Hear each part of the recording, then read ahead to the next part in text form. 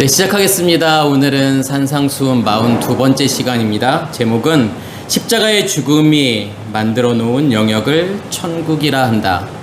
마태복음 6장 13절 말씀입니다. 나라와 권세와 영광이 아버지께 영원히 있사옵나이다. 아멘. 제가 6장 13절 말씀을 가지고 지금 세 번째 설교를 하는 건데 오늘 이제 마무리를 짓도록 하겠습니다. 성경에 보시면 나라와 권세와 영광이 아버지께 영원히 있사옵나이다. 아멘. 이게 가로로 되어 있어요. 이유는 뭐냐면 어떤 사본에는 그 내용이 나오고 어떤 사본에는 그 내용이 안 나오기 때문에 이제 가로로 해놓은 거고. 그래서 저는 이렇게 주기도문 내용들을 이렇게 하다 보니까 이 말씀은 빠지면 안 되는 꼭 필요한 말씀이구나. 왜냐면 지난 시간에 우리가 이제 공부했던 시험에 들게 하지 마옵시고 다만 악에서 구하옵소서. 그렇게 되었을 때 어떠한 결과물을 만드는지를 설명하는 내용이기 때문에, 그러니까 다시 말해서 7날의 창조로 본다 그러면 6째 날까지의 이제 자카로와 네케바의 연합인 그 사람이라고 하는 그 아담을 만들었다라고 하는, 그게 무슨 의미가 있는지를 7날의 샤바트라고 하는 안식이라고 하는 것으로 설명하고 있기 때문에 오늘 내용은 제 생각에는 절대로 빠지면 안 되는 내용이다라고 생각하고 이 내용을 중심으로 해서 이제 마무리를 하도록 하겠습니다. 주기도문이라고 하는 것은 한마디로 이야기하면 뭐라고 말씀을 드렸죠? 그러니까 기도라고 하는 자체가 우리가 좀 의식의 전환이 필요한 건데, 우리는 항상 기독교뿐만 아니라 모든 종교는 내가 신을 향해서 기도한다라고 생각을 하지만 성경은 그렇게 이야기하는 것이 아니라 반대로 말하고 있어요. 그러니까 내가 하나님을 향해서 기도하는 게 아니라 하나님께서 우리를 향해서 기도하신다라고 하는 거죠. 이제 그게 프로시코마이라고 하는 거예요. 그래서 모든 종교에서 말하는 기도와 성경이 말하는 기도는 완전히 다른 거예요. 하나님께서 우리를 향해서 기도한다라고 하는 것은 뭐냐면 결국은 우리를 심판하시겠다라는 거죠. 우리의 겉사람을 심판하시겠다. 그래서 이제 히브리어는 타필라라고 하는 이 기도라고 하는 단어는 팔랄에서 온 단어인 건데, 팔랄이라고 하는 것이 뭐냐면 기도하다라는 뜻도 있지만 심판하다라는 뜻이 있어요. 그래서 우리의 선악의 지식의 체계, 율법이라고 하는 것을 심판하는 거. 그러면 예수께서 하신 주기도문이라고 하는 그 내용의 본질은 뭐여야 되는 거냐면 어떻게 하나님께서 우리의 겉사람을 심판하는지 그 내용이 담겨 있어야 맞는 거죠. 그래서 그것의 결과물이라고 할 수 있는, 그게 끝이라고 할 수 있는 내용이 이제 오늘 말씀인 거고, 여기에서 중요한 단어가 나오죠. 나라라고 하는 단어가 나오고, 그 다음에 권세라고 하는 단어가 나오고, 영광이라고 하는 단어가 나와요. 근데 이 단어가 성경에서 다 100번 이상이 나와요. 이 나라라고 하는 바실레이라고 하는 단어는 성경에 162번이 나와요. 그리고 권세라고 하는 이 디나미스라고 하는 단어는 성경에 120번이 나와요. 그리고 영광이라고 하는 독사라고 하는 이 단어는 168번이 나와요. 그러니까 성경에서 100번 이상이 나온다라고 하는 것은 그렇게 많지 않아요. 그만큼 중요하다라고 하는 내용인데, 그런다면 우리한테 만약에 누군가가 그럼 성경이 말하는 그 나라라고 하는 정체가 뭐냐, 그 권세라고 하는 게 어떤 내용이고 과연 영광이라고 하는 게 무슨 의미가 있느냐라고 물어본다 그러면 사실은 이렇게 똑부러지게 대답하기가 쉽지 않은 단어들이에요. 제가 무엇부터 설명을 드릴 거냐면 이 디나미스라고 하는 능력, 권세, 이게 과연 뭘 이야기하는 건지, 그리고 영광이라고 하는 이 독사라고 하는 이 단어는 뭘 이야기하는 건지, 권능이라고 하는 이 단어와 영광이라고 하는 단어는 뗄래야 뗄 수가 없는 사이라고 하는 거예요. 그래서 권세에 의해서 만들어지는 것을 무엇이라고 이야기하는 거냐면 영광이라고 이야기하는 거고, 그 영광이 이루어져야만이 무엇이 만들어지는 거냐면 바실레이아라고 하는 하나님의 나라가 만들어지는 거죠. 근데 이 바실레이아라는 것은 이제 헬라어로는 바실레이아라고 이야기하는 거고, 히브리어에는 마물라카라는 단어를 써요. 근데 이게 나라이고 왕이 지배하는 영역, 통치 영역이라고 하는 거죠. 그리고 이게 말라크에서 온 단어인데, 말라크라고 하는 단어는 뭐냐면 지배하고 다스리고 통치하다라는 거예요. 그러면 나라라고 하는 것은 하나님께서 지배하고 다스리고 통치하는 그 영역을 나라라고 이야기하는 거고, 다른 말로 그것을 천국이라고 이야기하는 거예요. 그러니까 천국이라고 하는 개념은 하늘에 있는 어떠한 나라를 이야기하고 싶은 것이 아니라 하늘에 의해서 만들어지는 나라, 하늘에 의해서 만들어지는 영역을 천국이라고 이야기하는 거예요. 그러면 문제는 뭐냐면 과연 그 샤마임이라고 하는 그 하늘은 어디에 존재하느냐. 그러니까 우리는 이 하늘이라고 하는 것을 우리가 생각하는 우주 어디에 존재하는 그런 곳으로 생각을 하지만, 성경은 무엇이라고 말하냐면 그 하늘이라고 하는 것은 우리 안에 존재하고 있다라는 거죠. 우리의 몸이 성전이기 때문에, 그러면 그 하늘은 어디에 존재하고 있는 거냐면 지성소를 하늘이라고 이야기하는 거예요. 왜 지성소를 하늘이라고 이야기하는 거냐면 하나님이 존재하고 있는 그 곳, 그 영역을 샤마임 하늘이라고 이야기하는 거고, 성전에서 가장 중요한 파트가 어떤 파트냐면 지성소죠. 지성소가 왜 중요하냐면 거기는 언약궤가 있으니까 중요한 거고, 언약궤는 왜 중요한 거냐면 거기에 두 돌판이 있기 때문에, 그러니까 두 돌판이라고 하는 것은 말씀이죠. 말씀의 근원이 존재하고 있기 때문에 중요한 거예요. 그러면 거기를 하늘이라고 이야기하는 거고, 그 지성소가 우리 안에서 확장되어져 가서 나를 지배하고 나를 다스리는 만큼이 무엇으로 존재하게 되는 거냐면 천국으로 존재한다라는 거죠. 그것을 마태복음에서는 천국이라고 이야기해요. 그러니까 천국이라고 하는 개념은 마태복음에서만 나오는 단어죠. 그럼 나머지는 무엇이라고 이야기하는 거냐면 하나님의 나라라고 이야기하는 거예요. 같은 개념이에요. 하나님의 임재하고 있는 그곳을 하늘이라고 이야기하는 거기 때문에 천국이라고 하는 개념과 하늘나라라고 하는 개념은 같은 거죠. 하나님의 나라라고 하는 것은 같은 거예요. 하나님이 지배하고 다스리고 통치하는 영역을 하나님의 나라라고 하는 거기 때문에, 그러면 우리가 하나씩 이 나라 권세라고 하는 것이 어떠한 의미가 있고, 또 그 권세에 의해서 만들어지는 영광이라고 하는 것이 무슨 의미가 있는지에 대해서 제가 말씀을 드릴 건데, 미리 참고로 말씀을 드리면 오늘 조금 길어질 수도 있고, 저의 욕심 때문에 길어질 수가 있어요. 그래서 지금 좀 이런 장소가 있다라는 것도 너무 감사한데, 그래도 이제 이게 생각만큼 그렇게 시원하지 않고 그렇게 넓지 않은 공간이라 좀 죄송하긴 한데 어쩔 수 없어요. 그냥 제가 하고 싶은 대로 할 거니까, 오늘 말씀을 통해서 정말 말씀이 들려져서 나 자신을 보기를 원하고, 내 모습, 그리고 이 말씀을 통해서 하나님을 인식하고 하나님을 경험할 수 있는 그런 시간이 되기를 간절히 소원합니다.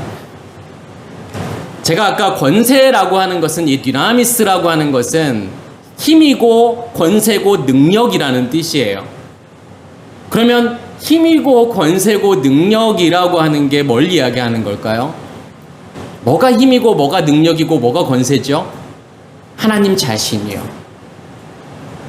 그리고 하나님이 임재하고 있는 그 영역이라고 하는, 하늘이라고 하는 지성소, 거기를 무엇이라고 이야기하는 거냐면 디나미스라고 이야기하는 거예요. 그것을 권능이라고 이야기하는 거예요. 그래서 마태복음 26장 64절에 보면은 예수께서 이르시되 내가 말하였느니라. 그러나 내가 너희에게 이르노니 이후에 인자가 권능의 우편에 앉아 있는 것과 하늘에 구름을 타고 오는 것을 너희가 보리라. 이런 말씀들을 하면 우리가 너무 오해하기 쉽죠. 마치 인자라고 하는 것은 예수께서 다시 오시게 되는 그 사건, 우리는 그것을 재림이라고 이야기하는 거고, 그렇게 되게 되면 사실은 이런 표현 자체가 애매한 표현이에요. 권능의 우편이다 그러면 어디가 권능의 우편일까요? 이것도 사실은 정말 애매한 표현이기도 하지만, 구름 타고 오시겠다라고 하는 거, 그럼 우리는 이제 그런 이미지들을 상상하게 되잖아요. 예수께서 다시 오실 때 진짜 하늘에 떠다니는 뭉게구름 같은데 예수께서 거기 타시고 마치 손오공처럼 오시는 그러한 것을 우리가 상상할 수 있지만, 그러한 모습으로는 절대로 오지 않는다라는 거예요.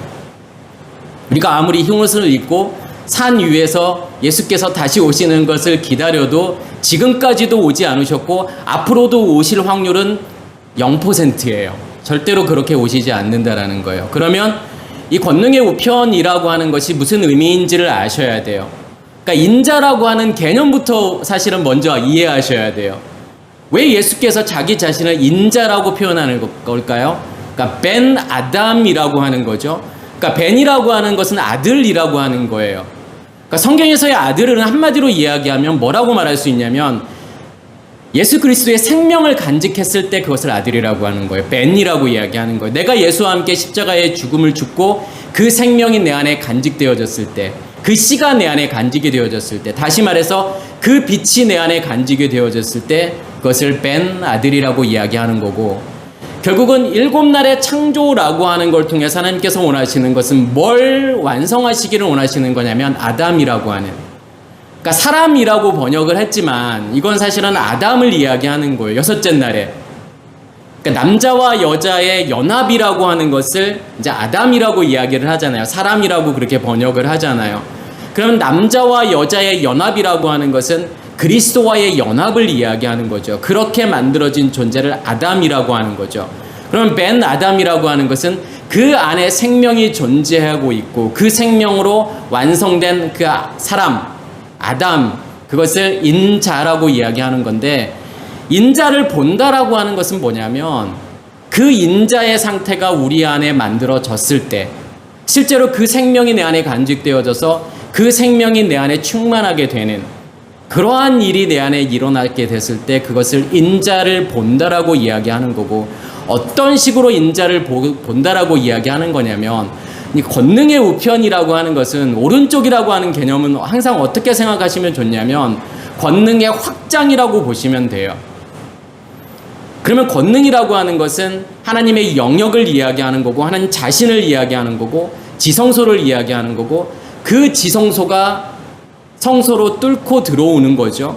그러니까 하늘이 우리의 마음 땅으로 뚫고 들어와서 우리의 마음 땅을 무엇으로 만들어버리는 거냐면 하늘로 만들어버리는 사건, 그것을 새하늘과 새 땅이라고 이야기하는 거고, 창세기 1장 1절에 태초에 하나님이 천지를 창조하시니라, 그 천지라고 하는 개념, 그러니까 천지라고 하는 것은 하늘과 땅이라고 하는 개념이잖아요. 거기서의 땅이라고 하는 것은 무엇이 만들어 놓은 땅인 거냐면 하늘에 의해서 만들어지는 땅을 이야기하는 거예요. 그래서 권능의 우편이라고 하는 것은 결국은 이 권능이라고 하는 하늘의 확장을 이야기하는 거고, 구름 타고 오신다라고 번역을 했지만 타다라고 하는 단어가 따로 있는 것이 아니라 에끄라고 하는 전치사를 그냥 타다라고 번역을 한 거예요. 근데 에끄라는 전치사는 뭐냐면 뭐뭐 위에라고 하는 뜻이에요. 그러니까 표면을 이야기하는 거죠. 그러면 구름이라고 하는 것은 뭘 이야기하는 거냐면 말씀을 이야기하는 거예요. 그러니까 구름은 다 무엇으로 되어 있죠? 전체가요? 수분이잖아요. 그러니까 물로 되어 있죠. 근데 물이 눈으로 보여지게 드러나게 되면 그것을 우리는 구름이라고 이야기하는 거죠. 그 말은 무슨 말이냐면 하나님의 말씀이 들려지고 깨달아졌을 때, 그 말씀을 내가 인식하고 경험했을 때 그것을 구름이라고 이야기하는 거고, 그 구름이 확장되어져 가는 것을 구름 위라고 이야기하는 거예요. 그러니까 무슨 말이냐면 우리가 지난 시간에도 성전과 성벽이라고 하는 개념을 설명을 드렸잖아요. 그럼 거기에서의 성벽이라고 하는 개념은 뭐냐면 성전의 확장으로 보셔야 돼요. 하나님의 영역의 확장. 그래서 그게 울타리라고 하는 거예요. 그게 에끄라는 전치사예요. 그래서 에끄라는 전치사는 울타리라고 생각하시면 돼요. 울타리는, 그래서 제가 두 가지의 의미가 있다라고 말씀을 드렸죠. 울타리 밖에서는 그 울타리가 하는 역할은 뭐냐면 안의 것을 들여다보지 못하게 하는 역할을 하는 거예요. 그러니까 우리가 하나님의 말씀을 문자적으로 이해하고 표면적으로 이해한다라고 하는 개념은 절대로 하나님의 말씀을 이해할 수 없다라고 하는 개념이에요. 하나님의 말씀은 비밀인 거고 하나님 자신은 비밀로 존재할 수밖에 없다라는 거예요. 그렇지만 울타리 안으로 들어오게 되면 하나님이 드러나게 되겠죠. 우리 안에 성전이 만들어지니까. 그러면 그 울타리는요, 성전의 확장이라고 보셔야 되고 성막의 확장을 그 울타리라고 보셔야 돼요. 그래서 제가 지난 시간에도 에스라, 느헤미야, 에스더, 성경이 굳이 왜 이런 흐름으로 가는지를 보셔야 돼요. 에스라에서 말하고 싶은 것은 성전이에요. 스룹바벨 성전이 어떻게 만들어지는지. 느헤미야라고 하는 단어가 뭐냐면, 느헤미야의 포커스는 뭐냐면 성벽이에요. 그럼 거기서 말하는 성벽은 성전의 확장으로 보셔야 돼요. 스룹바벨 성전의 확장. 그래서 느헤미야인 거예요. 느헤미야라고 하는 단어는 나함이라고 하는 단어인데, 나함이라고 하는 단어는 위로라는 뜻이에요. 그리고 안식이라는 뜻이에요. 어디 안에 존재하고 있을 때 우리가 정말 위로를 받는 거냐면, 안식을 경험할 수 있는 거냐면 그 울타리 안에, 성전이 우리 안에, 하나님의 영역이 우리 안에 확장되어져 가서 나를 덮어버릴 때, 그것을 나함, 위로라고 이야기하고 싶은 거예요. 그렇게 되었을 때 에스더라고 하는, 에스더의 핵심은 뭘까요? 에스더에서는 뭘 이야기하고 싶은 거죠? 한마디로 이야기하면요, 누구의 죽음이에요? 하만의 죽음이에요. 하만이라고 하는 것은 결국은 우리의 겉사람의 죽음이죠. 하만이 장대에 달려서 죽어야 되는 거예요. 그게 에스더에서 이야기하고 싶은 내용이에요. 결국은 하나님의 영역이 내 안에서 확장이 되어졌다, 성벽이 만들어졌다. 그러면 우리 안에 하나님의 영역이 확장되어져 갈수록 무엇이 죽게 되는 거냐면 우리의 겉사람이 죽게 된다라는 거예요. 우리의 안에 존재하고 있던 하만이 죽게 되는 거예요. 하만이 장대에 매달리게 되는 거예요. 그래서 그 하만의 죽음, 원래는 누가 죽어야 되는 거냐면 이스라엘 백성들이 죽어야 되는 건데 하만이 달려서 죽잖아요. 그것을 푸림이라고 이야기하죠. 불임절이라고 이야기를 하잖아요.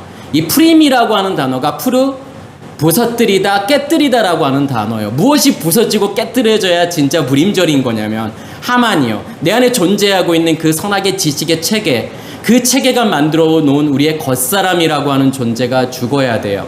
그 장대에 매달려서 부셔져야 되죠. 그게 불뱀이 장대 위에 매달려 있는 사건과 같은 거예요. 그러면 에스더라고 하는 단어는 에스테르, 별이라고 하는 거예요. 하나님만이 빛나게 되는, 하나님만이 존재하게 되는 그 상태를 에스테르라고 이야기하는 거죠. 그게 에스더예요. 그래서 에스라, 느헤미야, 에스더라고 하는 것은 하나의 어떠한 복음의 흐름을 보여주는 거예요. 어떻게 하나님, 우리 안에서 하나님의 나라가 완성이 되는지를 보여주는 사건이라고 우리가 보시면 되겠죠. 그래서 구름 타고 오신다, 권능의 우편에 있다, 이러한 표현 자체가 하나님의 말씀이 지성소로부터 나와서, 하늘로부터 나와서 그 말씀이 나를 덮어버리는 그 사건. 그리고 결국은 그게 무엇을 만들 거냐면 인자라고 하는 벤 하 아담을, 그 여섯째 날에 자카르와 네케바의 연합이라고 하는, 내가 그리스도와의 온전한 연합이라고 하는 것을 만드시려고 하는 거구나. 그럼 여기에서도 권능이라고 하는 것은 하나님의 영역을 이야기하는 거고 하나님 자신을 이야기하는 거죠. 그래서 이 말씀을 들을 때 먼 언젠가 훗날에 예수께서 구름 타고 오시는 그것을 상상하게 된다면 그것은 복음이 아니라는 거예요. 절대로 예수께서 그렇게 오시지 않는다라는 거예요. 왜요? 하늘은 여기가 아니니까요. 밖에 있는 우리는 이 스카이를 하늘이라고 이야기하지 않으니까요. 하늘은 우리 안에 존재하고 있으니까 여기에서부터 오시는 거예요. 그러면 우리는 어디를 보고 있어야 되는 거냐면 이 하늘을 보고 있는 것이 아니라 우리 안을 보고 있어야 돼. 정말 여기에서 말씀이 나와서 그게 권능의 말씀이고 그게 그 말씀에 의해서 하나님께서 나를 그 아담으로 만들어 가시는지 그것만을 보셔야 돼요. 그래서 믿음이라고 하는 것은 밖에서 일어나는 그 사건을 보시는 게 아니라 어디를 보셔야 되냐면 우리 안에서 보셔야 돼요. 예수의 십자가의 죽음이라고 하는 것도, 부활이라고 하는 것도, 재림이라고 하는 것도 다 어디에서 일어나는 사건인 거냐면 우리 안에서 일어나는 사건이에요. 그래서 성경의 모든 내용들을 다 어디로 가지고 들어오셔야 복음인 거냐면 우리 안으로 다 가지고 들어오셔야 복음이에요. 율법이라고 하는 것은요, 하나님이라는 존재가, 말씀이 밖에 존재하고 있을 때, 하나님은 무엇으로 존재할 수밖에 없냐면 다른 신으로 존재할 수밖에 없다라는 거예요. 다른 신으로 존재한다라는 것은 하나님이 우상으로 존재할 수밖에 없다라는 거죠. 그러니까 마가복음 9장 1절에 보면 또 그들에게 이르시되 내가 진실로 너희에게 이르노니 여기 서 있는 사람 중에는 죽기 전에 하나님의 나라가 권능으로 임하는 것을 볼 자도 있느니라 하시니라. 이제 이런 말씀도 우리가 오해하는 부분이죠. 예수께서 살아계시는 동안에 하나님의 나라가 임하는 것을 볼 자도 있겠다라고 말하는 것처럼 보이잖아요. 근데 하나님의 나라가 임하는 것을 예수 그 당시부터 2000년 전부터 지금까지 본 사람이 아무도 없다라는 거고, 앞으로도 그런 식으로 우리의 눈으로 하나님의 나라를 볼 자는 아무도 없을 거라는 거예요. 그러한 이야기가 아니라 이 말은 좀 직역이 필요한데, 능력 안에 임하는 하나님의 나라를 그들이 볼 때까지 결코 죽음을 맛보지 못한다라는 거예요.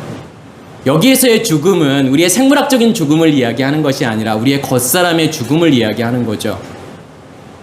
선악의 지식의 체계의 죽음. 그러면 그 죽음을 죽으려면 무엇이 먼저 일어나야 되는 거냐면 하나님의 나라가 먼저 임해야 된다라는 거예요. 하나님의 영역이 우리 안에 존재하지 아니하면 죽고 싶어도 못 죽는다라는 거죠. 죄가 무엇인지도 몰라요, 사실은요. 뭐가 죄죠? 어려운 주제죠. 성경은 무엇을 죄라고 이야기하는 거냐면, 우리는 어떤 행위 자체에 포커스를 맞춰서 이게 죄냐 아니냐, 하나님의 말씀을 지키지 않는 것을 죄라고 이야기하는 거죠. 하나님이 하지 말라는 것을 하는 것을 우리는 죄라고 생각을 하지만, 그렇게 생각하는 게 죄라는 거예요. 우리 안에 선악의 지식의 체계가 존재하고 그 선악의 지식의 체계로 나오는 모든 것들이 다 죄라는 거예요. 그러니까 우리 안에 어떤 시스템이 존재한다라는 거예요. 어떤 질서가 존재해요. 무엇이 만들어 놓으냐. 악한 영, 이제 성경은 그걸 용이라고 이야기하고 사탄이라고 이야기하는 거죠. 그 영이 만들어 놓은 체계 질서, 그것을 선악의 지식의 나무라고 이야기하는 거고, 그 체계로부터 나오는 모든 것, 우리의 감정, 느낌, 생각, 의미들, 관계들, 이 모든 것들을 다 죄라고 이야기한다라는 거예요. 결국은 하나님의 나라가 우리 안에 임해야만이 무엇이 사라지고 없어지게 되는 거냐면 그 죄라고 하는 것이 사라지고 없어진다라는 거예요. 그래서 여기에 있는 사람 중에 죽기 전에 하나님의 나라가 권능으로, 그러니까 권능 안에서, 근데 그 하나님의 나라는 무엇이 만드는 거냐면 권능이라고 하는 하나님 자신에 의해서 만들어지는 영역을 하나님의 나라라고 이야기하는 거니까, 그 나라가 내 안에서 이루어져야만이 무엇이 죽게 되는 거냐면 우리의 겉사람이 죽게 된다라는 거죠. 그 나라가 우리 안에 존재하지 않으면 죄송한 이야기인데 죽고 싶어도 못 죽어요. 죽을 수 있는 것은 아무나 죽을 수 있는 게 아니라는 거예요. 하나님이 존재하시는 사람만이, 우리의 겉사람이 죽을 수 있다라는 거죠. 고린도전서 1장 8절에 보면 십자가의 도가 멸망하는 자들에게는 미련한 것이요 구원을 받는 우리에게는 하나님의 능력이라. 그러니까 십자가의 도라고 번역했지만 이 도라고 하는 단어는 그러니까 로고스라고 하는 단어예요. 그러니까 로고스 말씀을 이야기하는 거죠. 그러니까 십자가의 말씀이 멸망하는 자들에게는 미련한 것이요. 그러니까 미련한다라고 하는 단어가 이게 모리아라고 하는 단어인데, 어리석음, 우둔함인데 이게 미스테리온이라는 단어에서 온 거예요. 미스테리온이라고 하는 것은 비밀이라는 뜻이에요. 그러면 십자가의 도라고 하는 것은 결국은 십자가의 말씀인 건데, 십자가의 말씀이라고 하는 것은, 십자가는 건요, 죽음이잖아요. 우리를 죽게 하는 그 말씀이 멸망하는 자들에게는, 그러니까 멸망하는 자라고 하는 것은 결국은 우리의 겉사람으로는 비밀이라고 하는 거예요. 절대로 이해할 수 없는 거예요. 절대로 이해할 수 없고 깨달을 수 없는 말씀이라는 거예요. 그렇지만 구원을 받는 우리에게는 하나님의 능력이라고 하는 거죠. 그러니까 하나님의 능력이 존재해야만이, 그 하나님의 능력을 무엇이라고 이야기하는 거냐면 십자가의 말씀이라고 이야기하는 거예요. 우리를 죽게 하는 말씀이다라고 지금 이야기하고 싶은 거죠. 그래서 한마디로 권능이라고 하는 것은 하나님의 자신을 이야기하는 거구나. 하나님 말씀을 지금 권능이라고 이야기하는 거고, 그럼 영광이라고 하는 것은 뭘 이야기하고 싶은 걸까요? 뭐가 영광일까요? 하나님의 말씀이 확장되어져서 하나님이 드러나심, 하나님의 말씀이 드러나는 것을 영광이라고 이야기하는 거예요. 그러면 하나님이 드러난다라고 하는 것은 반대로 이야기하면 무엇의 죽음을 이야기하는 거죠? 우리의 겉사람의 죽음이요. 동시에 존재하고 있는 거예요. 하나님의 영역이 우리 안에서 확장되어져 가면 갈수록 무엇이 죽게 되는 거냐면 우리의 겉사람이 죽게 되는 거죠. 그러니까 다시 이야기하면 창세기 2장 3장의 그 언어로 이야기하면 생명나무가 우리 안에 자라면 자랄수록 선악의 지식의 나무는 사라지고 없어지게 될 수밖에 없다라는 거죠. 그 율법은 죽게 된다라고 하는 거예요. 그것을 지금 영광이라고 이야기하는 거예요. 그러면 영광이라고 하는 것은요, 하나님이 드러나면 드러날수록 영광인 거고, 나의 겉사람이 죽으면 죽을수록 영광이에요. 우리는 내가 유명해지고 내가 돈을 많이 벌어서 TV 같은 데 나와서 이 모든 영광을 하나님께 돌립니다 라고 하는 것이 영광이라고 생각을 하지만, 성경은 그것을 영광이라고 이야기하는 것이 아니라 네가 죽는 것이 영광이야. 너희가 나에게 영광을 돌리고 싶어? 그러면 너가 살아있으면 안 되잖아. 너의 겉사람이 죽어야 영광이야 라고 설명하고 싶은 거죠. 그래서 마태복음 24장 30절에도 그때의 인자의 징조가 하늘에서부터 보이겠고 그때의 땅의 모든 족속들이 통곡하며 그들이 인자가 구름 타고 능력과 큰 영광으로 오는 것을 보리라. 제가 앞에서 말씀드렸던 것과 좀 비슷할 수 있어요.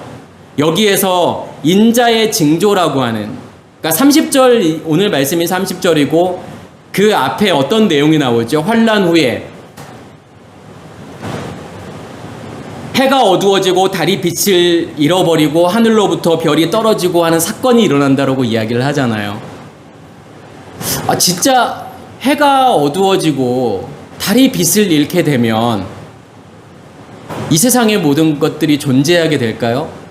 그러니까 태양이 어두워진다라고 하는 것은 우리 지구가 태양으로부터 멀어지거나 아니면 태양의 어떤 태양이 없어지는 그런 상황이 온다 그러면 지구가 멀쩡하게 있을 수 있을까요?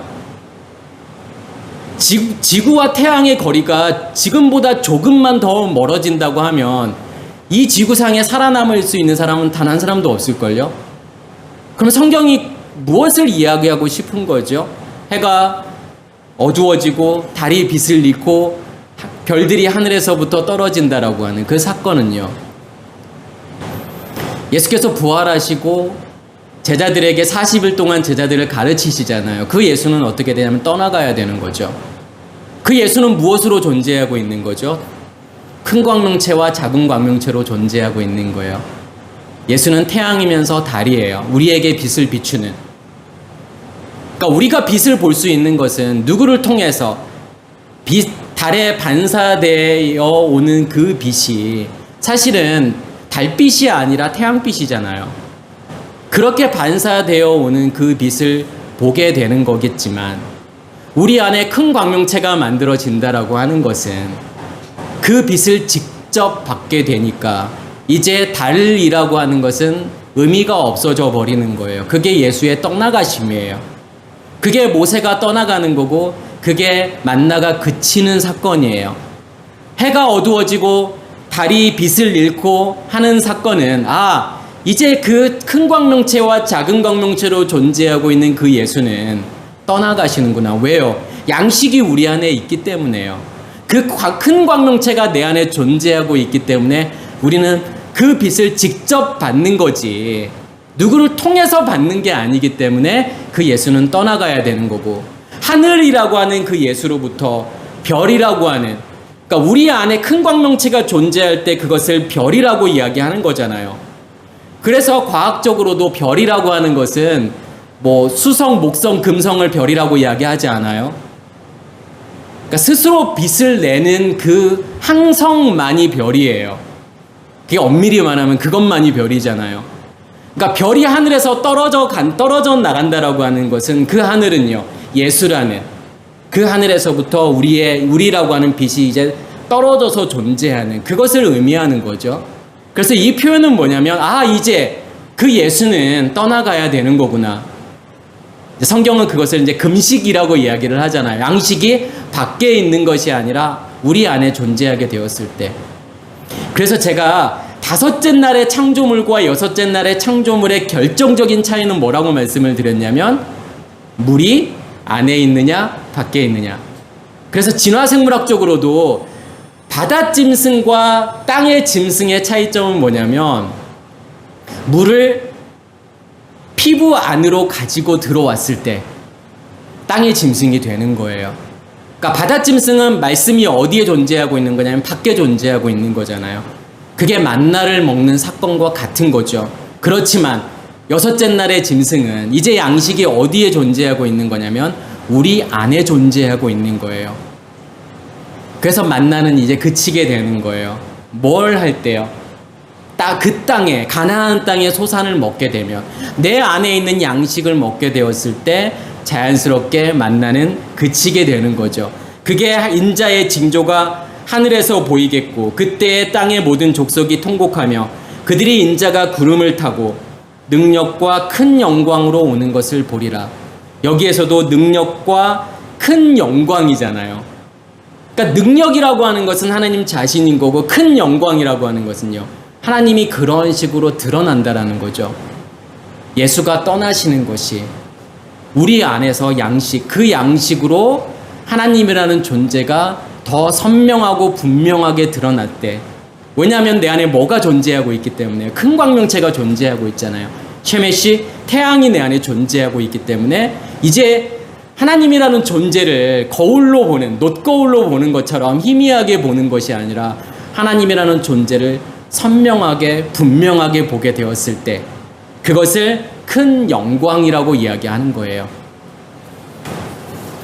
그리고 요한복음 1장 14절에 보면 이러한 말씀도 우리가 정말 오해하기 쉬운 말씀, 저는 항상 좀 오해하기 쉬운 말씀 위주로 좀 전하고 싶은 게 있어요. 그만큼 우리의 의식이라고 하는 게 깨어지기 쉽지 않다라는 거예요. 한 번쯤은 성경에서 말하는 이 내용들이 정말 무엇을 이야기하는 걸까? 내가 전에 알고 있던 그런 내용이 아니라면 그럼 뭘 이야기하고 싶은 거지? 라고 하는 것을 한 번 정도는 전 생각해 봤으면 좋겠어요. 제가 말씀을 드리는 거에 동의하던 동의하지 않던 상관없어요. 그렇지만 한 번 정도는 정말 이러한 일들이 내 안에서 일어난다라고 하는 건 뭘까라고 하는 것을 한 번 정도는 고민을 해봤으면 좋겠어요. 오늘 말씀도 말씀이 육신이 된다라고 하는 것은 예수께서, 그러니까 말씀 그러면 이제 우리는 예수 그리스도를 생각하게 되고, 예수 그리스도께서 이런 생물학적인 육신을 입고 이 땅에 오셨다라고 생각할 수 있지만, 그러한 것을 말하고 싶은 것이 아니라 말씀이라고 하는 것은 하나님 자신인 거고, 그것을 성경은 영이라고 이야기하는 거예요. 그러면 그 영에 의해서 만들어지는 것을 우리는 뭐라고 이야기하는 거냐면 어떠한 체계 질서라고 이야기하고, 어떤 시스템이라고 이야기하고, 나무라고 이야기하는 거예요. 그러면 어떤 영에서 만들어지는 체계냐? 그러면 그게 용이고 사탄이 만들어 놓은, 악한 영이 만들어 놓은 질서 체계를 선악의 지식의 나무라고 이야기하는 거고, 거룩한 영인 성령에 의해서 만들어지는 질서 체계를 생명나무라고 이야기하는 거고, 우리는 그것을 무엇이라고 이야기하는 거냐면 마음이라고 이야기하는 거예요. 그러면 어떠한 마음을 가지고 있느냐에 따라서 우리의 감정도, 우리의 느낌도, 우리의 생각도, 그리고 거기에서 만들어지는 수많은 의미들, 우리는 그 의미들에 의해서 살아갈 수밖에 없다라고 하는 거죠. 그래서 우리의 마음은 내가 컨트롤할 수가 없어요. 그것은 우리 안에 존재하고 있는 시스템이기 때문에요. 그래서 우리는 이 세상을 살면서 아무 의미 없이 살아가지 않아요. 절대로요. 어떤 의미가 있으니까, 어떤 의미가 정말 자그마한 거라도 어떤 의미가 부여되니까 그 의미에서 살아가는 존재들이에요. 그럼 우리가 생각해 봐야 될 것은 우리가 살아가는 의미라고 하는 거 무엇이 만들어 놓은 거지? 내가 이런 의미로 살고 있는 것이 무엇가 만들어 놓은 그 마음에 의해서 내가 살아가고 있는 걸까? 이것은 한 번 정도 생각해 보셔야 돼요.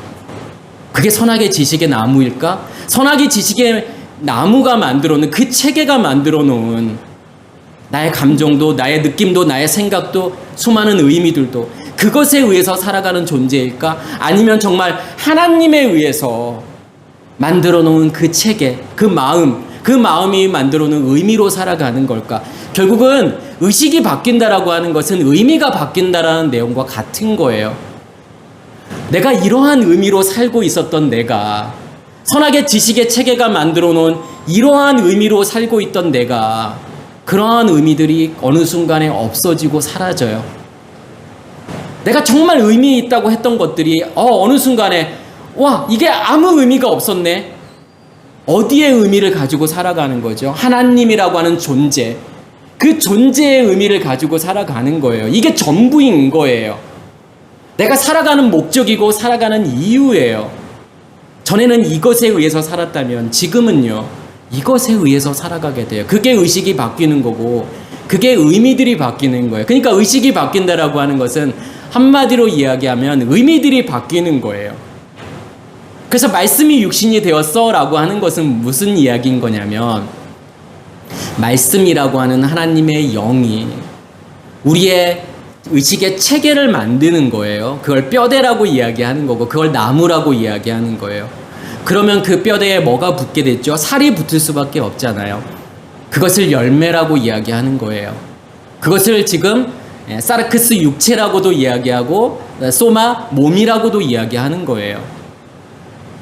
그래서 육체 그러면 우리는 나쁜 의미로만 생각할 수 있는데 무엇이 만들어 놓은 육체냐를 보셔야 돼요. 어떠한 영에 의해서 만들어 놓은 육체인지 어떠한 영에 의해서 만들어 놓은 육체인지를 보셔야 돼요. 그래서 영은 혼을 만들고 혼은 육체를 만들어요. 그래서 영이 없는 혼이다 존재하지 않아요. 그래서 우리의 영혼 그러면 어떠한 영이 만들어 놓은 질서 체계냐 이걸 보셔야 돼요. 여기서 말씀이 육신이 되었다. 하나님의 영이 우리의 영의 몸을 만들었구나 라는 것을 생각하셔야 되고 그게 우리 가운데 우리 안에 거하신다라고 하는 개념이에요. 하나님께서요. 그 육체가 그 영의 몸이 우리 안에 존재하고 있을 때 우리는 뭐라고 말할 수 있는 거냐면 하나님이 우리 안에 거하시는 거구나. 그것을 임마누엘이라고 이야기하는 거죠. 하나님이 우리와 함께 계시다라고 이야기할 수 있는 거예요. 우리가 그의 영광을 보니 아버지의 독생자의 영광이요 은혜와 진리가 충만하더라. 아버지의 독생자의 영광 그러니까 우리는 뭐라고 생각할 수 있죠? 이 독생자라고 하는 개념을요. 그러니까 모노게네스라는 단어를 쓰잖아요.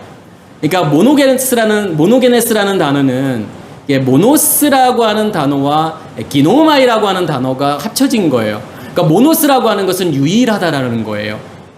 그리고 기노마이라고 하는 것은 뭔가를 만들다라고 하는 거예요. 그럼 유일한 것을 만드는 것이 독생자예요. 그러니까 우리가 아버지의 독생자 그러면 하나님이 예수 그리스도라는 아들 하나밖에 없구나. 아들이 둘 있는 것도 아니고 아들이 하나밖에 없는 거구나. 이제 이거를 말한다라고 생각하지만 그런 게 아니에요. 아버지 하나만으로 존재하는 그 상태, 아버지로만 유일하게 존재하는 그 상태를 아버지의 독생자라고 이야기하는 거예요. 그렇게 존재하는 것이 영광이라고 이야기하는 거예요. 다시 말해서 하나님이라는 존재가 내 안에서 확장되어져 가서 하나님이 나를 지배하고 다스리는 그 아버지로만, 하나님으로만 유일하게 존재하게 되었을 때 그것을 그의 영광을 본다라고 이야기를 하는 거고 그게 아버지의 독생자의 영광이라고 이야기를 하는 거예요. 그러니까 하나님만이 존재하는 것을 영광이라고 이야기하는 거고 그것을 은혜와 진리가 충만하다 이야기하는 거예요. 왜 그것을 은혜라고 이야기할까요? 은혜라고 하는 게 뭐죠? 일방적으로 하나님이 하시는 것을 은혜라고 이야기하는 거예요. 100%. 그러니까 100% 하나님이 하셔야 은혜인 거지 99.999%가 아니에요. 그럼 0.0001%에 내가 들어가게 되면 그건 은혜가 아니에요. 그래서 자유의지가 들어가는 순간 그건 은혜가 아니에요. 우리는 뭘 선택하는 존재가 아니라니까요. 그러니까 우리의 오해는 내가 선악의 지식의 나무도 선택할 수 있고 생명나무도 선택할 수 있다. 그건 오해예요. 우리에게 자유의지는 존재하지 않아요. 과학적으로도 이거는 제가 하는 이야기가 아니라 과학적으로도 자유의지는 없다라고 이야기를 해요. 왜냐하면 어떠한 시스템이 내 안에 존재하고 있느냐에 따라서 나는 그 선택을 할 수밖에 없다라는 거예요. 이미 결정되어져 있다라는 거예요. 그런데 그 갭이 너무 짧기 때문에 마치 내가 선택한다라는 착각만 있을 뿐이라는 거예요. 그럼 우리가 로봇입니까? 라고 질문을 할 수 있겠죠. 그런 개념이 아니에요. 하나님께서 원하시는 것은 그래 내가 선택하고 내가 너를 100% 이끌고 갈 거야. 그런데 그 가운데에서 뭘 보라고 하는 거죠? 뭘 경험하라고 하는 거냐면 하나님 자신을 경험하라고 하는 거예요. 내 안에 계시는 그 하나님을요. 그리고 우리 안에 존재하고 있는 선악의 지식의 체계, 죄가 무엇인지 내가 선악의 지식의 체계로 산다라고 하는 그 율법으로 산다라고 하는 것이 무엇인지를 경험하면 되는 거예요. 로봇은 경험 못 하잖아요. 그게 우리가 로봇가 아니라는 이유예요. 복음이라고 하는 건요 100% 하나님의 선택이고 하나님이 이끌어 가시는 거예요. 거기에 우리의 의지가 들어갈 수 있다, 우리의 자유의지가 들어갈 수 있다. 절대로 그렇게 말할 수 없어요. 그러면 은혜를 이야기할 수 없어요. 뭐가 은혜예요? 앞에서 말한 것처럼 말씀이요. 말씀이 육신이 되었다라고 하는 자체가 그 말씀이 우리 안에 체계와 질서를 만들잖아요. 생명나무라고 하는 그 마음을 만들잖아요. 그럼 그 마음에 의해서 우리는 살아갈 수밖에 없는 존재잖아요. 어떠한 마음이 있느냐의 문제예요. 무엇이 우리의 마음을 만들었느냐의 문제예요. 그러면 거기에서부터 나오는 모든 것들이요. 우리의 감정, 우리의 생각, 우리의 느낌, 그게 은혜라고 하는 거예요. 진리라고 하는 건요. 하나님의 온전한 드러나심을 진리라고 이야기하는 거예요. 드러나지 않으면 진리가 아니에요. 그러한 과정 속에서 하나님만이 온전하게 드러날 때, 왜냐하면 이 진리라는 단어가 알레테이아라는 단어를 쓰잖아요. 근데 이 알레테이아라고 하는 단어는 알파라고 하는, 그러니까 부정불변사 뭐뭐 아니다라는 뜻이에요. 그리고 이게 란타라는 단어를 써요. 아니 란타노라는 단어를 써요. 그러니까 란타노라고 하는 것은 뭐냐면 감추어져 있다, 숨겨져 있다, 깨닫지 못하다라는 거예요. 그러면 앞에 알파, 뭐뭐 아니다가 붙었기 때문에 숨겨져 있지 않다, 감추어져 있지 않다, 깨닫지 못하는 것이 아니다라는 거예요. 그러면요. 깨닫고 이해하고 경험하는 거고 감추어져 있지 않은 것이 진리예요. 하나님이라고 하는 진리가 드러나야만이 진리인 거예요. 그것을 그렇게 드러났을 때 그것을 영광이라고 이야기하는 거예요.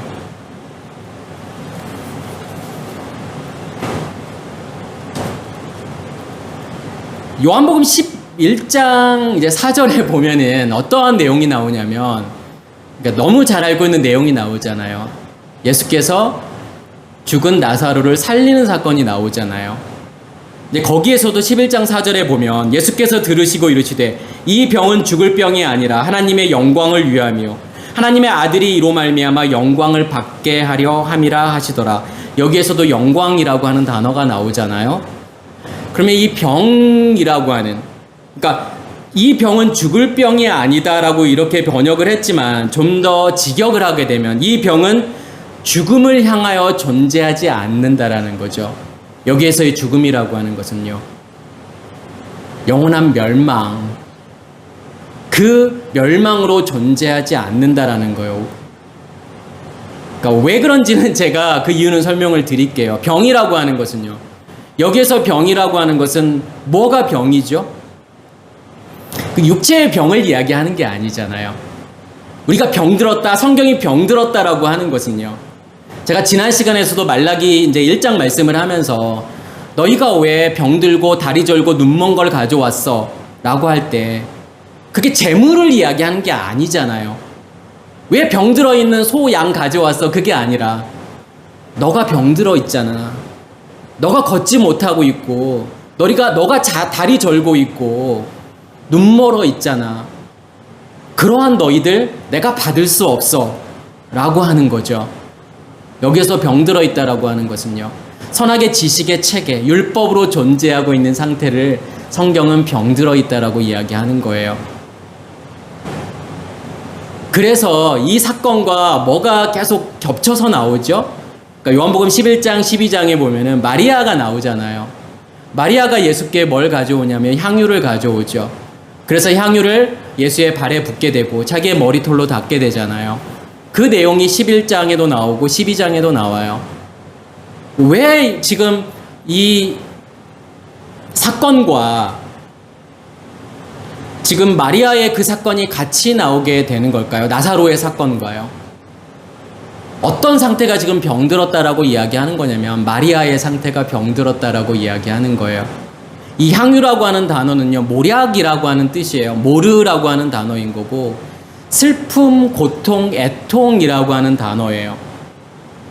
그러니까 이 모르라고 하는 단어도 마찬가지고 마리아라고 하는 단어는 마라, 쓴물이라고 하는 거예요. 그러면 이 모르라고 하는 단어도 마찬가지고 이 마리아라고 하는 마라라고 하는 단어도 어원이 같아요. 슬픔을 이야기하는 거고 쓴물을 이야기하는 거예요. 마라라고 하는 것은요.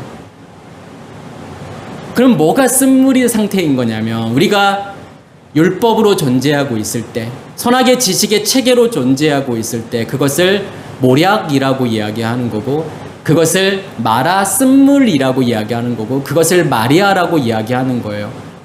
그 쓴물을요, 누구께 가지고 나와야 되는 거죠? 예수께 가지고 나와야 돼요. 발에 붙는 건요, 가장 낮은 상태로요, 마치 세리와 같은 마음이요. 감히 하늘을 우러러 보지도 못하고 자기의 가슴을 치면서 나는 죄인입니다. 나를 불쌍히 여겨 주시옵소서. 그런 낮은 마음이 아니면요, 절대로 하나님께 나올 수 없다라고 하는 거예요. 정말 그 마음이 있느냐? 저는 사실은 가장 중요하게 생각하는 마음이 이 마음이라고 생각을 해요. 주시지 않으면 가질 수 없는 마음이에요. 하나님께서 주시지 않으면요, 내가 한번 진짜 오늘부터 한번 갈급해 볼까? 그렇게 해서 갈급해지는 게 아니에요. 정말 세례와 같은 마음, 정말 자기의 가슴을 치면서 하늘을 우러러보지도 못하고 나는 죄인입니다. 나를 불쌍히 여겨 주시옵소서라고 하는 이 마음은요, 가지고 싶다고 해서 가질 수 있는 마음이 아니에요. 정말 우리가 이런 마음으로 하나님께 나와야 되는 거죠. 이런 마음이 정말 우리 안에 존재하고 있는지를 먼저 보셔야 돼요. 그렇지 않으면 복음의 시작이 이루어질 수가 없어요. 그 베레시트라고 하는 태초 절대로 일어나지 않아요. 나를 볼 수 있어야 돼요. 내가 어둠이구나, 내가 정말 세리와 같은 존재구나 라는 것을 볼 수 있으셔야 돼요. 그래야만이 우리에게 무엇이 이루어지는 거냐면 그 베레시트가요, 태초가 우리 안에 이루어지는 거예요. 우리의 의식이 깨어지고요, 나를 보게 되고, 그걸 십자가의 죽음이라고 이야기하는 거고, 그래야만이 그 생명이 우리 안에 임하게 되는 거예요. 그 빛이요, 그 불이 우리의 마음 땅에 떨어지게 되는 거예요. 우리의 마음 땅에 타게 되는 거죠. 그래서 정말 이러한 고백은 너무 중요한 고백인 거고, 자기의 그 향유를, 자기의 쓴물을 예수께 가지고 나와야 돼요.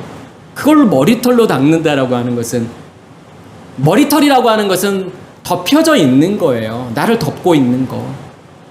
그것과 함께 같이 사라지고 없어져야 돼요. 그게요, 그 모략이요, 그 쓴물이요. 그래야만이 누가 나오게 될까요? 내 안에 있은 진짜 그 향유가 나오는 거예요. 그래서 12장에 보면 그 향유가 온 집안에 가득 차게 되잖아요. 이게 오늘 나사로가 죽었다가 다시 살아나는 사건하고 일치한다라고 하는 거예요. 나사로는 누구의 도움을 받아야 되는 거죠? 예수의 도움을 받아야 돼요. 나사로라고 하는 단어는 에제르, 도움이라는 뜻이에요. 2번 나오죠. 오늘 본문에 나오고 누가복음 16장에 부자와 나사로, 거지 나사로의 비유에서 나오잖아요. 거기에서도요, 이 나사로는요, 부자의 도움을 받아야 되는 존재예요. 가난한 거지에게, 나사로에게, 병들어 있는 나사로에게 자기 안에 있는 것을 줄 수 있어야 부자예요. 누가복음에서 이야기하고 싶은 건 뭐냐면, 너 진짜 부자야? 너 줄 수 있는 부자야? 근데 누가복음 16장에 나오는 부자는 주지 못하잖아요. 그러면 너 진짜 부자 아니야. 그걸 이야기하고 싶은 거죠. 그래서 누가복음에는 유난히도 가난한 자와 부자에 대한 비유가 나오잖아요. 다른 데서 나오지 않는 청지기의 비유라던가 아니면 부자와 나사로의 비유라던가, 여기에서도 예수는요, 누구예요? 부자잖아요. 정말 줄 수 있는 부자. 내 안에 있는 것이 풍부해서 그것이 흘러 넘쳐서 그게 부자잖아요. 나사로에게 도움을 줄 수 있는. 그래서 이 병은 죽을 병이 아니라는 거예요. 하나님은 왜 우리를 처음부터, 그러니까 우리의 오해는 뭐냐면 우리가 뭔가를 선택한다라고 생각을 하잖아요. 동산 중앙에 선악의 지식의 나무 한 그루, 생명나무 한 그루. 그런 게 아니에요. 우리는요, 원래부터 무엇만이 존재하고 있는 거냐면 선악의 지식의 체계만이 존재하고 있었다라는 거예요. 선악의 지식의 나무만이 존재하고 있었어요. 그런 우리에게 예수 그리스도께서 생명을 우리에게 주심으로 십자가의 죽음이라는 걸 통해서 우리 안에 뭐가 만들어지는 거냐면 생명나무가 만들어지잖아요. 왜 하나님께서는 우리를 병든 상태로 만드셨을까요? 왜 우리를 하나님께서 선악의 지식의 나무로 만들으셨을까요? 보라고 하는 거예요. 하나님과 연합되지 않은 상태가 하나님과 전혀 상관없는 우리의 모습이라고 하는 것이, 거기서 나오는 모든 결과물들이라고 하는 것이 어떤 것인지를, 지금 너희가 너희 안에 있는 마음, 너희가 가지고 있는 생각, 그것으로 산다라고 하는 거, 그것의 의미를 가지고 산다라고 하는 거, 그건 이런 거야 라고 하는 것을 뼈저리게 우리에게 보여주고 싶은 거예요. 그래야만이 생명나무라고 하는 것이 얼마나 우리에게 가치 있는 것인지를 알게 된다라는 거죠. 여기에서도 나사로를 병든 상태로 만드시는 것은 무엇을 위한 거예요? 영광을 위한 거잖아요. 하나님의 드러나심이 결국은 내가 병든 상태에서 고침을 받는다라는 거, 죽은 상태에서 다시 살아난다라고 하는 것이 어떠한 의미가 있는 건지, 그게 영광이라고 하는 거잖아요. 그 하나님의 영광을 보여주고 싶은 거예요. 그 하나님의 영광을 드러내고 싶은 거죠. 로마서 8장 18절 19절에도 보면은 생각하건대 현재의 고난은 장차 우리에게 나타날 영광과 비교할 수 없도다. 현재 우리에게 고난이 뭐예요? 돈이 없는 게 고난인가요? 아니면요, 건강하지 않은 게 고난일까요? 자식들이 속 썩이는 게 고난인가요? 고난이죠. 힘들죠. 자식들을 맨날 속 썩이고 경제적으로 너무 힘들고, 저도 장사하다가 완전히 망해본 경험이 있기 때문에 경제적으로 힘든다라고 하는 것이 얼마나 고통스러운지에 대해서 저도 좀 뼈저리하게 느꼈던 시기가 있었죠. 정말 그때는 사람들이 이래서 자살 같은 걸 하나 보다, 이제 그런 마음. 경제적인 그 힘듦이 주는 그 고통이라고 하는 것은 정말 상상을 초월하더라고요. 근데 성경이 말하는 고난은 그러한 고난이 아니에요. 어떤 게 고난이죠, 우리에게요? 내 안에 선악의 지식의 체계가 있다라고 하는 게 고난이에요. 고통이에요.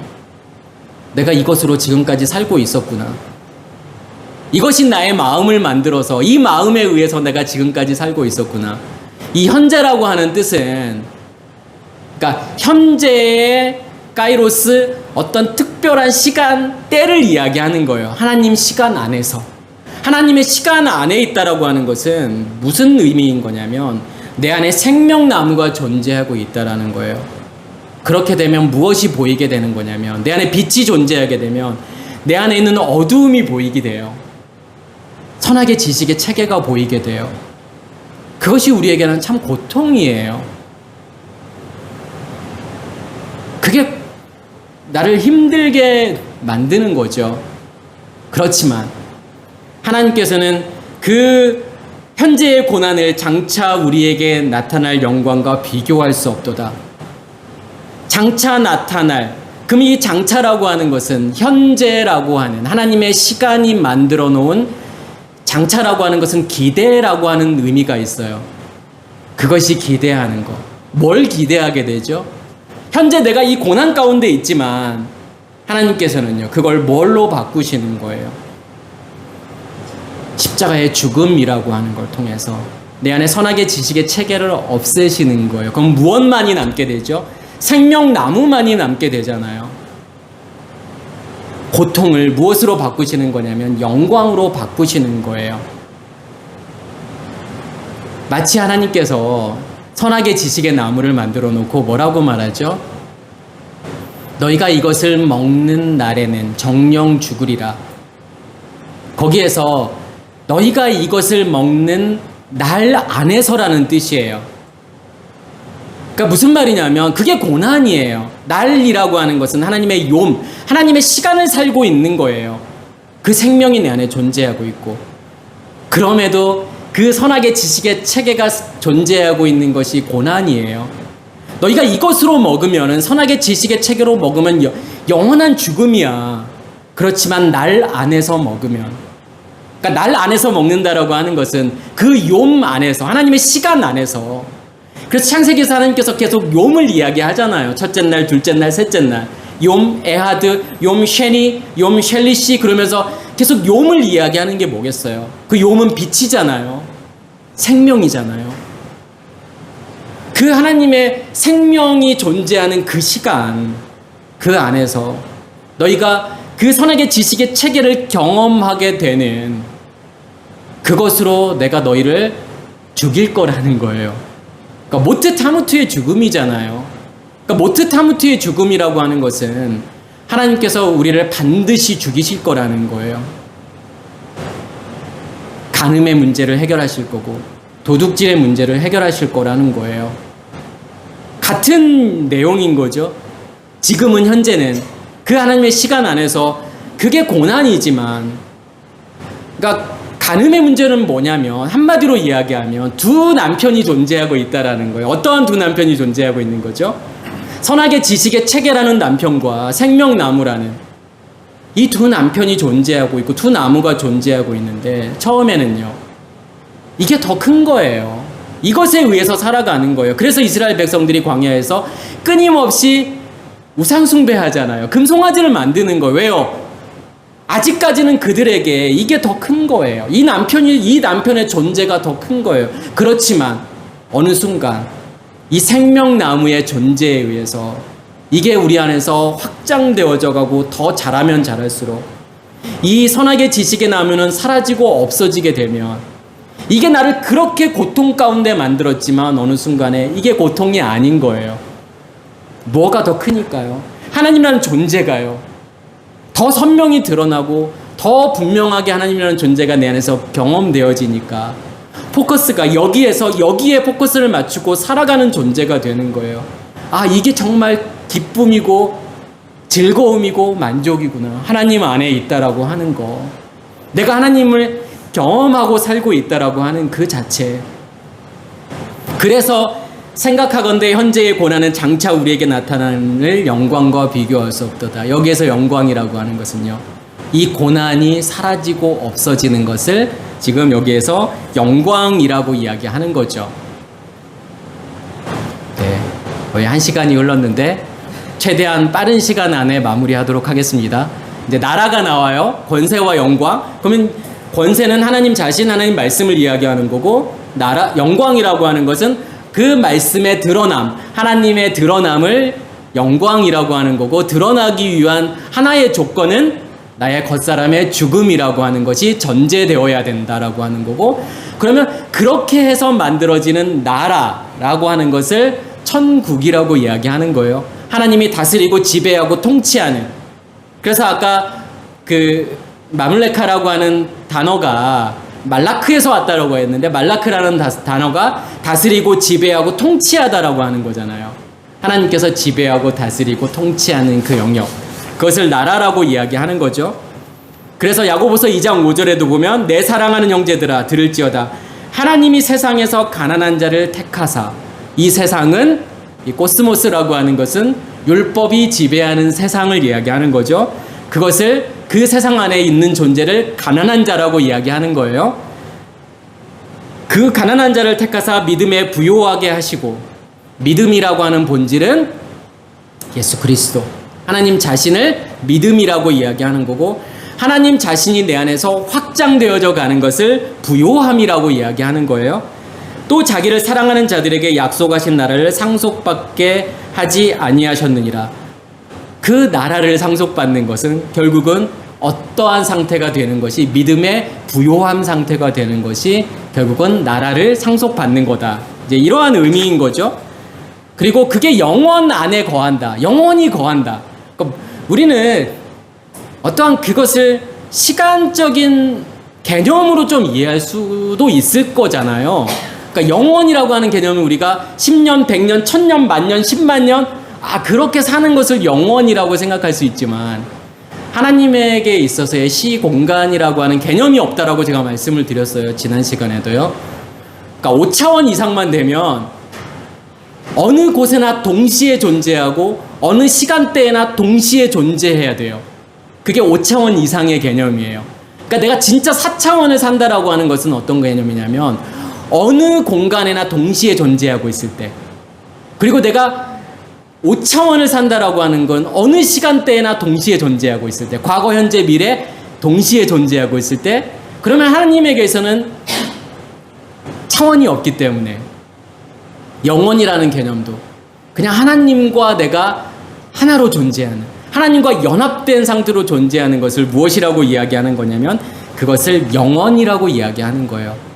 내가 하나님의 시간 안으로 들어오게 되면 진짜 베레시트가 내 안에서 이루어지고 그 태초가 내 안에서 이루어지고 내가 욤이라고 하는 하나님의 시간을 살게 되면 우리는 뭘 살고 있는 거냐면 영원을 살고 있는 거예요. 영원은요, 죽어서 사는 게 아니라요, 여기에서요. 여기에서 천국이 아닌데 죽어서 천국이라는 게 존재할까요? 여기에서 천국이어야 되는 거예요. 여기에서 천국 아닌데 갑자기 죽었는데 천국이 뿅 이렇게 나타나는 그런 개념으로 생각하신다면, 자, 우리의 엄청난 오해예요. 그런 천국은 존재하지 않아요. 그래서 성경은요, 죽어서 가는 천국과 지옥을 말하는 것 같지만 단 한 번도 죽어서 가는 천국과 지옥을 말하지 않아요. 여기에서 우리 안에서의 천국과 지옥만을 이야기하고 있는 거예요. 그래서 내가 천국에 갔다 왔다, 지옥에 갔다 왔다, 그런 모습 아니에요. 절대로요. 우리의 욕심이 투영해서 만들어 놓은 결과물이라고 생각하면 돼요. 그 천국은요, 금도 없고요, 금은 보석, 우리가 상상하는 그런 모습이 아니에요. 아니, 시공간의 개념이 없는데 무슨 장소가 필요해요. 눈과 비가 오지 않는데 집이 왜 필요해요. 지금도 날씨가 엄청 좋은 데서는요, 살기 좋은 그런 곳에는 집 안 짓고 살아요. 아니, 하나님의 나라가 뭐 태풍이 부나요? 아니면 눈 막 폭설이 내리나요? 아니면 뭐 장마가 있나요? 집이 왜 필요하죠? 그런 우리가 생각하는, 그렇게 꿈꾸는 천국, 내가 상상할 수 있는 최고의 어떤 모습이라고 생각한다 그러면 그런 천국은 절대로 존재하지 않는다라는 거죠. 내 욕심이 투영해서 만들어 놓은 결과물이구나, 그렇게 생각하시면 돼요.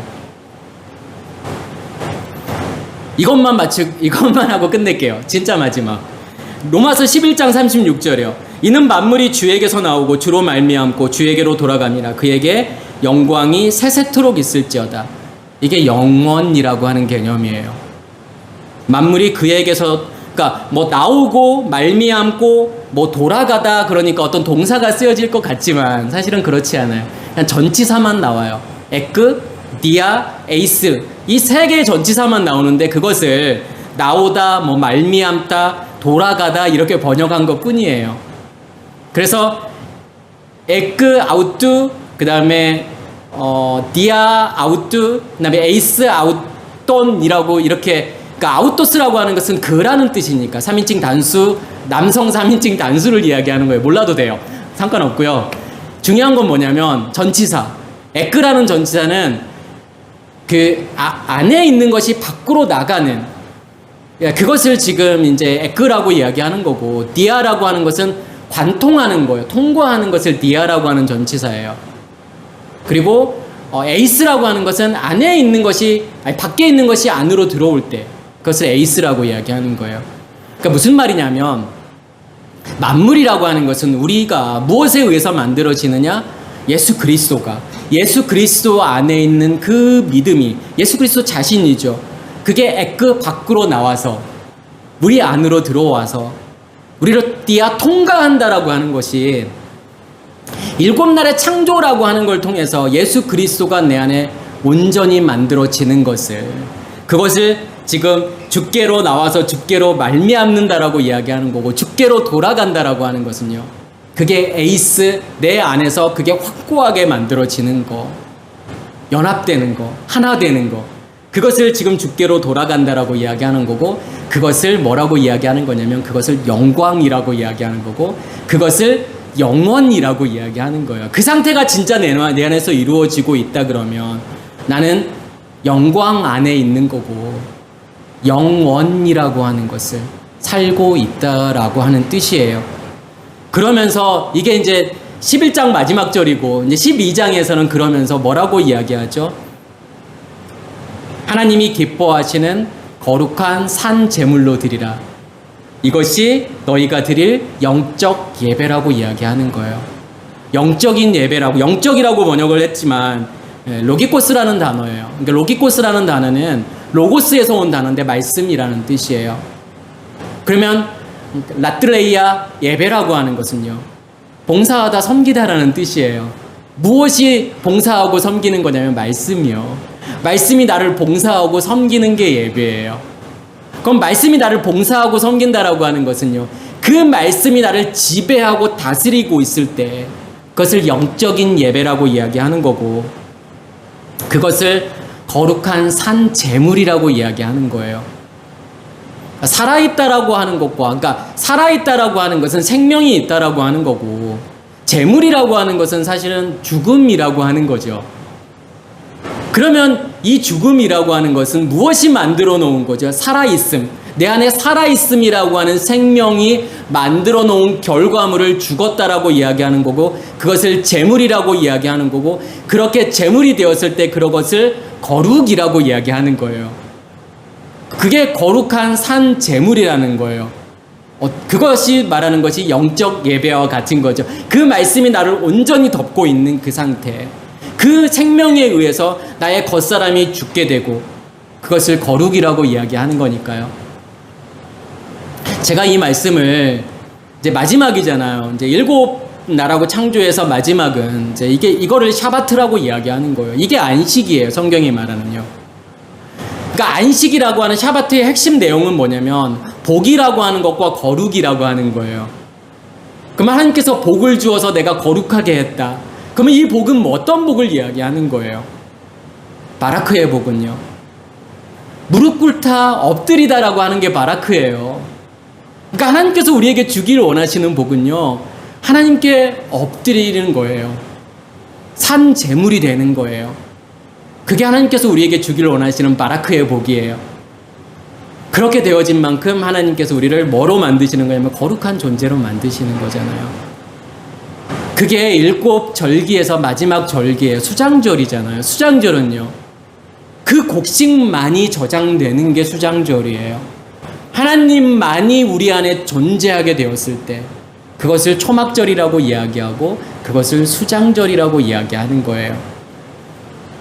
그래서 팔복에서도 마지막은 의를 위하여 핍박을 받는 자들. 그러니까 핍박이라고 번역을 지금 했지만 이 단어는 따라가다, 쫓아가다, 열망하다라는 뜻이 있어요. 그 의만을 추구하고 갈망하고 열망하고 쫓아가는 그 상태, 그것을 천국이라고 이야기하는 거예요.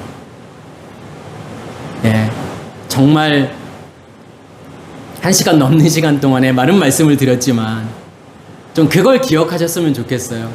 그 권능에 의해서, 하나님이라고 하는 존재에 의해서 내가 죽게 되는 것이, 하나님이 풍성해지고 하나님께서 내 안에 충만해지는 것이, 그게 영광이구나. 그 영광이라는 걸 통해서 하나님의 나라를 만드시는 거구나. 그게 천국이구나. 그럼 그 천국은 어디에 존재해야 되는 거죠? 여기 있다 저기 있다가 아니라 우리 안에 존재하고 있어야 되는 거고, 정말 심각하게 한번 그런 것을 고민해 보셨으면 좋겠어요. 여기에서 천국이어야 죽어서도 천국이라는 그 개념, 영원을 산다라고 하는 거는 내가 생물학적인 죽음을 죽어서 영원을 사는 게 아니라 여기에서 지금 하나님께서 그 영원 안에 거하라고 하는 거예요. 영원을 살라고 하는 거죠. 정말 그러한 일들이, 그 천국이 내 안에서 정말 만들어 가져가고 있는지, 여섯째 날이 다 끝나야 일곱째 날에 그 샤바트가 오는 게 아니에요. 그 천국이 만들어지는 게 아니라 그 씨 가진 열매가 내 안에 존재하고 있을 때 셋째 날이에요. 천국이 우리 안에서 시작이 된 거예요. 그러면 천국이 정말 내 안에서 시작이 되었는지, 그리고 그 천국이 내 안에서 확장되어져 가고 있는지, 그것을 보실 수 있는 우리 모두가 되기를 간절히 소원합니다. 마치겠습니다.